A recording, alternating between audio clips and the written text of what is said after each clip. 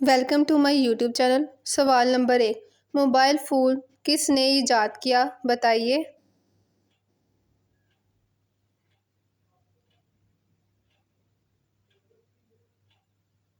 जवाब है Martin copper ने। सवाल नंबर 2, कौन सा परिंदा सूंघने की सबसे ज़्यादा सलाहियत रखता है?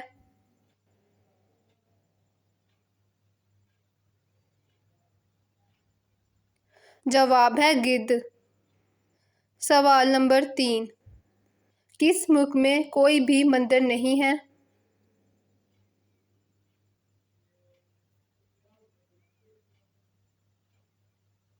जवाब है सऊदी अरब में।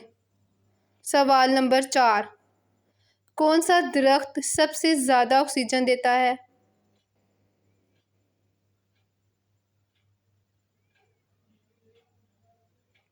जवाब है पीपल का दरख्त।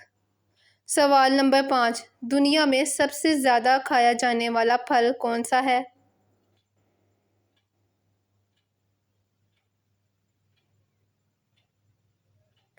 जवाब है केला। Like, comment, share and subscribe my channel.